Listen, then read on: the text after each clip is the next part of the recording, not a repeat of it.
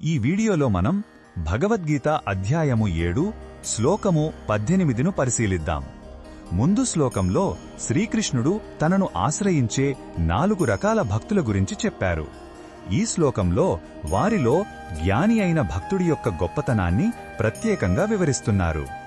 మొదటగా ఈ పవిత్ర శ్లోకాన్ని భక్తితో విందాం. ఉదారాః సర్వ ఏవైతే జ్ఞానిత్వాత్మైవ మే మతం ఆస్థితః సహి యుక్తాత్మ మామేవానుత్తమాం గతిం.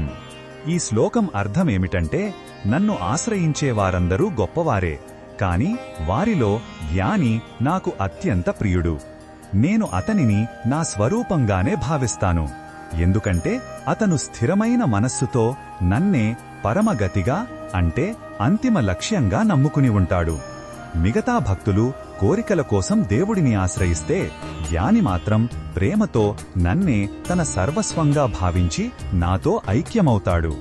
ఈ శ్లోకంలో ఉన్న భావం మనకు ఏమి చెప్తుందంటే, భగవంతుడికి జ్ఞానంతో కూడిన నిస్వార్థ భక్తికి మధ్య ఉన్న అద్భుతమైన అనుబంధాన్ని ఇది తెలియజేస్తుంది. ఇక్కడ భక్తి అనేది ఒక లావాదేవీ కాదు, అది ఒక ప్రేమపూర్వకమైన ఐక్యత. భగవంతుడు తన భక్తుడిని వేరుగా చూడడు, తనలో భాగంగానే చూస్తాడు. ఇదే భక్తి యొక్క అత్యున్నత స్థితి.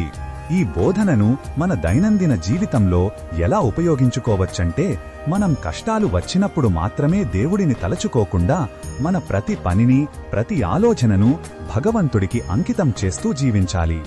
మన జీవితానికి అంతిమ లక్ష్యం ఆయనే అని గుర్తించి ఏ ఫలాన్ని ఆశించకుండా మన ధర్మాన్ని నిర్వర్తించాలి.